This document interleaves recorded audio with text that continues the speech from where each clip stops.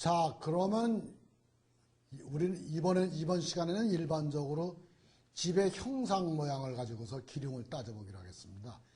집의 그 형상 모양을 가지고서 기륭을 따질 때는 주역의 8개, 이런 상식이 또 들어가기 때문에 주역 8개를 갖다가 예전에 간단히 배운 적은 있지만은 그것을 갖다가 주역 8개의 이론이 필요할 때는 다시 그걸 복습을 해가면서 배우도록 하겠습니다. 자, 그럼 첫 번째로 우리가 이렇게 앞뒤가 장방향으로 긴 집, 이런 집은 좋다고 그럽니다. 이게 긴 집. 문필봉이 이렇게 뾰족한 산이었잖아요. 그쵸? 그 다음에 목형은 얼굴이 긴 얼굴 아니에요. 목형은 간이 좋은 사람이죠. 인자하죠. 문필봉은 뭐예요? 이렇게 산이 있으면은 문필봉은 이게 큰 학자가 난다는 산입니다. 큰 학자가. 그 다음에 우리 과거 보러 갈 때 여기 들려서 기도하고 갔다고. 그러니까 산도 이런 집도 이렇게 앞뒤로 장방향으로 긴 집이 이렇게 좋다. 그래서 뭐 반드시 뭐 여기서 이렇다고 해서 자식이 번성하고 부귀영화 이거 하나로 이렇게 된다는 것을 갖다 믿는 사람은 없죠. 그렇지만은 이런 것들이 나쁘지가 않다. 이 정도로 알아놓으시는 게 좋을 겁니다. 그래서 이게 보면은 이제 여기가 감방이죠. 이게 이제 역의 이론에서는 아래쪽이 북쪽, 위쪽이 남쪽. 그러면 왼쪽이 동쪽이 되는 거고 오른쪽이 서쪽이 되는 거죠. 지도 볼 때하고는 좌우가 동서가 바뀌는 거죠. 그것만 이제 유념하시면 됩니다. 그 다음에 이게 반듯한 집안. 스퀘어죠, 스퀘어. 우리나 그 얼굴로 뭐라면 뭐예요? 금형이죠, 금형. 네? 금형 얼굴, 스퀘어. 자존심이 강하고 의리가 좋고 대장이 되고 싶어하고 그 다음에 시키면 절대 안 하고 얼굴 네모. 기억나세요? 시키면 안 하고 그 다음에 이게 이제 금형이죠. 잘 울고 센티멘털하고 때로는 하여튼 이게 가상이 이게 그러니까 이게 동양의 학문은 많이 이게 서로가 이제 계속해서 같은 뜻을 갖게 돼서 이게 이제 길경하다 뭐 하는 얘기죠. 이게 나쁘지가 않다 이렇게 보시면 됩니다. 자, 그런데 여러분들한테 이제 얘기해 둘 것이 만약에 집이 이렇게 잘렸다 뭐 이상하게 이렇게 됐다 뭐 이러면은 그런데 내가 여기에 지금 머물고 있다 내가 그럼 이 사람은 코너에 몰린 사람이죠 지금. 이거는 풍수고 뭐고 사주팔자고 운명이고 뭐 다른 거 다 볼 것 없이 이렇게 코너에 들어가서 이렇게 있는 사람은 운이 안 좋은 겁니다. 이거는 그렇지 않겠어요? 이런 걸 갖다가 아는 것이 중요하다는 것이죠. 그래서 이렇게 있는데 그 쓸데없이 이렇게 뭐 여기 이런 모서리에 가서 이런 코너 모서리에 가서 이상하게 있다. 이러면 이거는 뭐 안 좋다는 거죠. 같은 넓은 터라도. 그래서 그런 걸 보시고 이런 집은 이제 흉흉이라는 거죠. 이게 우리나라의 전통 가옥이나 주택이 이렇게 좌우로 넓은데 그리고 여러분들이 아셔야 될 게 불교의 대웅전 이게 넓죠. 그 수녀원들의 그 집 이렇게 기도하는 공간. 그 다음에 목교의 이거는 이렇게 뾰족하죠. 이렇게 성당. 그래서 이게 어느 정도 넓은 거는 뭐 안정감이 있고 좋은데 이게 이런 집은 이렇게 동서로 이렇게 넓은 집은 약간 안 좋다. 그리고 앞뒤로 일반적으로 아까 말씀드린 대로 이렇게 긴 것이 어떤 이게 학문적인 그다음에 생각이 깊은 사람이 난다. 이런 걸 이제 아시면 됩니다. 근데 우리나라의 전통적인 과학 구조는 이렇게까지는 아니더라도 좌우로 벌어진 게 많죠. 이런 거. 이거는 이제 이렇게 있는데 이쪽을 향을 보고 있다면은 안정감마저 이쪽이 좁아서 안정감마저도 없죠. 그리고 이런 형태의 형상은 안 좋죠. 이런 거는 일반적으로 해서 뒷면이 협착하면은 안 좋죠. 그래서 이건 안 좋은 겁니다. 그 다음에 이런 것도 앞면은 좁으나 뒷면은 이런 거는 그런 대로 괜찮다 이렇게 얘기를 하는 겁니다. 그래서 우리 장풍할 때 들어오면서 넓어지죠. 바람이 들어오다가 넓어지니까 속도가 작아져요. 속도가 작아지면은 공기가 이제 머무르게 되는 겁니다. 그러면서 압력이 증가, 프레셔가 증가해서 이쪽의 기운이 충만해지는 겁니다. 이게 장풍득수할 때 나왔던 기본적인 개념이죠. 이 자청령 우백호라는 거죠. 응? 이게 자청 우백호가 되면은 이것이 이제 재물이 좋다는 거죠.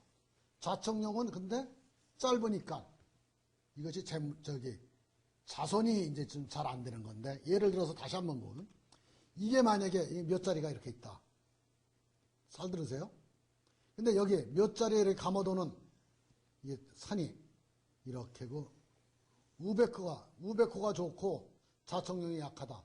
그럼 자산이 약하다는 겁니다. 이런 것이 이제 이렇게 되는 겁니다. 그 다음에 또 여기서 예를 들어 갖고서 어떤 터를 샀는데 이쪽에 옹벽이 쳐져 있어요. 옹벽이 산에. 그럼 이 터를 산 사람은 이쪽 집은 와이프가 집사람이 여자가 엄청나게 주장이 강한 사람입니다. 남자는 굉장히 힘을 못 써요. 이쪽은. 물어보지 않아도 알아요. 이런 경우는 내가 여러 번 경험을 했기 때문에 이렇게 해서 이쪽에 옹벽이 쳐져 있는 집, 오른쪽에 막힌 집, 오른쪽에 큰 건물이 많다. 그러면 여자가 주장이 센 거고, 반대로 왼쪽이 세다. 왼쪽이 세다 그러면 이쪽은 재물이 약한 거예요. 이쪽은 또 재물이. 그렇잖아요. 그래서 인물은 어느 정도 아는데 그 집에는 똑똑한데 돈이 별로 없다. 이렇게 되는 겁니다. 이렇게. 그렇기 때문에 이것이 알고서 이런 걸 갖다가 이제 나름대로 판단하는 것이 굉장히 슬기롭죠. 그런데 이상하게 이게 재물이 안 되는 집은 이런 집만 골라 들어가요, 또. 그러니까 이런 것을 갖다가 알고서 골라 들어갔을 경우에 과연 운이 어느 정도 바뀌느냐, 그걸 정량화할 수가 있느냐 하는 것은 굉장히 어렵습니다. 동양의 역은 정량화가 어려운 거예요, 정량화가. 서양의 과학은 정량화가 잘 돼 있죠.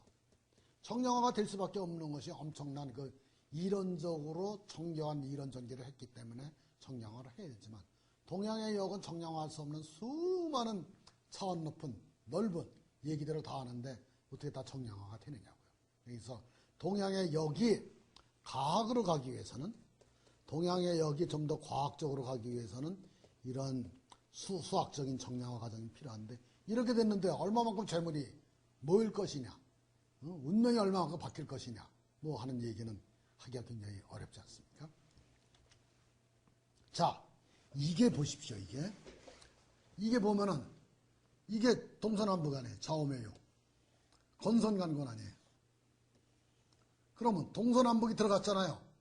동서남북이 들어갔으니까 동서남북의 기운이 결함됐죠. 그냥 불길할 것 같다.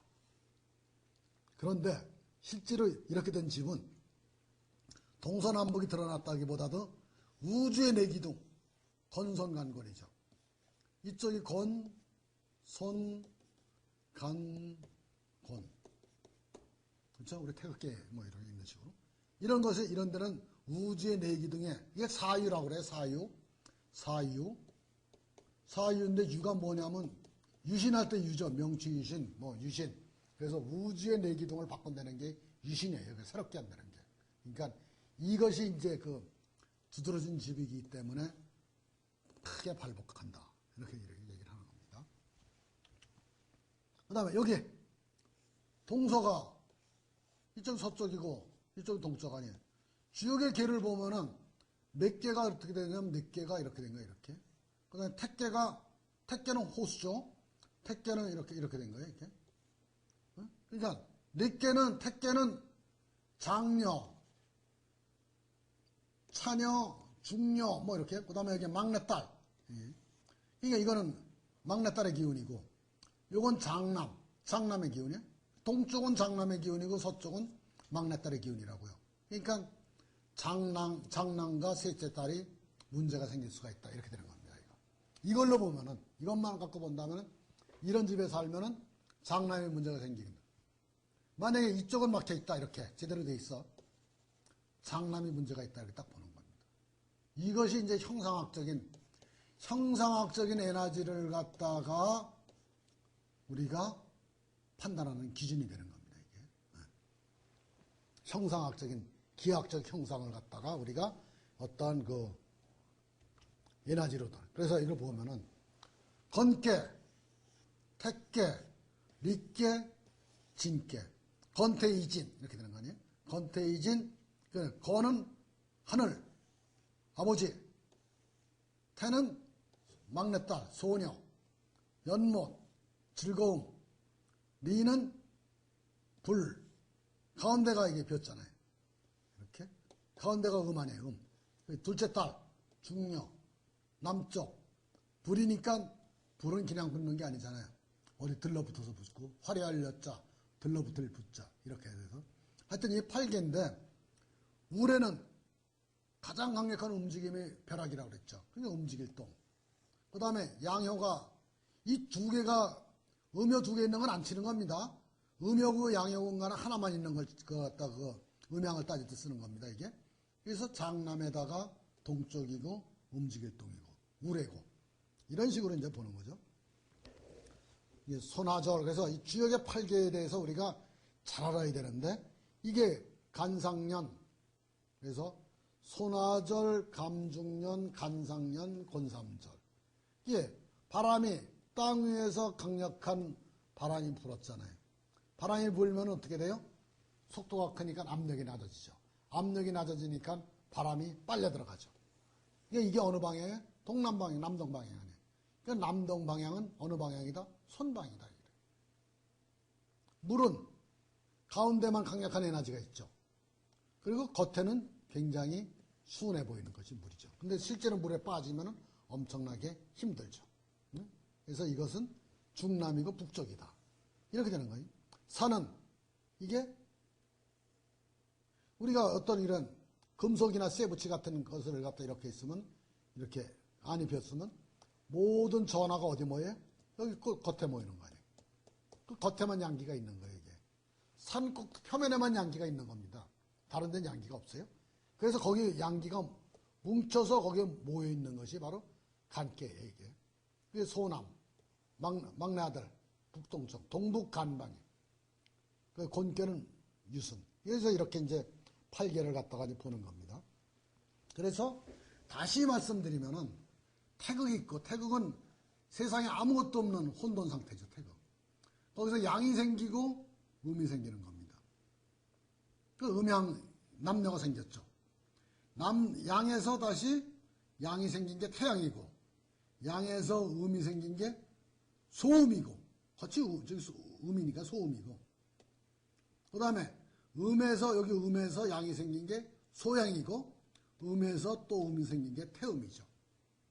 그럼 또 이 태양에서 양이 붙은 것이 하늘이고 건깨고 아버지고 태양에서 음이 붙은 것이 이게 호수고 연못이고 그 호수의 겉에는 아무것도 평탄해 보이고 힘이 없는 것 같아도 안에는 강력한 양기가 2개씩이나 있는 거예요.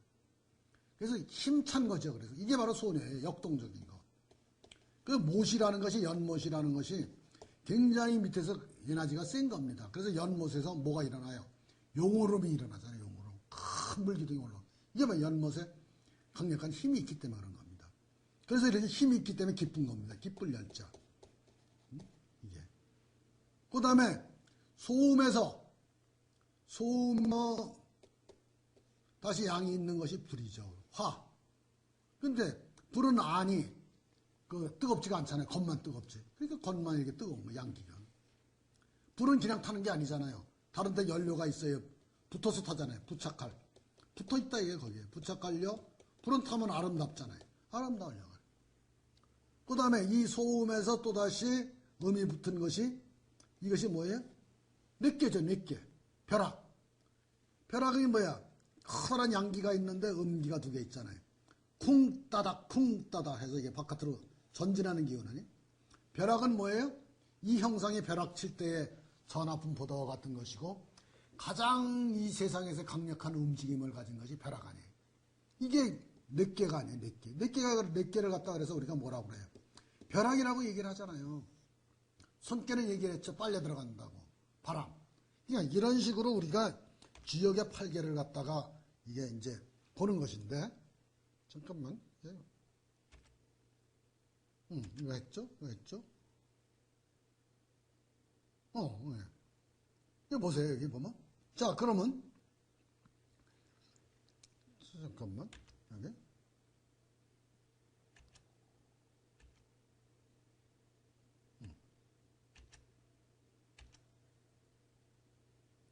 그래서, 아까 보면은 이게 이제, 다시 보면은, 택계하고 진계를 보면은, 이쪽은 뭐예요? 막내딸. 이쪽은 장남. 이렇게 되는 거예요. 이 효가 두 개 있는 건 무시하는 겁니다, 이게. 그래서 세 번째 있으니까 막내딸, 두 개 있는 거 무시하고 장남. 이렇게 되는 겁니다, 이게. 자. 그래서 8개를 얘기를 했고, 다시. 남쪽이고 북쪽이죠. 북쪽이 결함된 집은, 이거는 일시적으로는 구설수에 말리는데, 오래되면은 크게 오히려 부귀하게 된다. 근데 이제 그거는 너무 깊은 의미는 두지 말고 이런 것들을 갖다가 이제 그렇게 생각합니다. 북쪽, 남쪽만 이렇게 되면은 이것은 오래될수록 이 화기가 충동적인 기운 아니에요. 이것을 갖다가 다스리는, 그러니까 굉장히 수양을 많이 했기 때문에 오히려 출세를 한다. 이 북쪽을 가서요. 북쪽에는 이거는 관제구설, 이 감수의 기운 이런 거는 조심해야 되는 겁니다. 그 다음에 이 동쪽은 진깨이기 때문에, 진깨는 뭐예요? 벼락이에요, 벼락. 벼락은 뭐예요? 놀라는 기운이죠. 그렇죠? 그래서 이런 집은 이상한 일이 이제 발생하게 되는 거죠. 그 다음에 서쪽이 충만한 에너지인데 이런 쪽이 결함됐어요. 그러니까 이런 것이 이제 충만한 에너지가 작은 결함이 되는 거죠. 여긴 결함되면 여긴 손깨 아니에요. 손깨는 뭐예요? 동남방에 바람이 들어오는 장소 아니에요.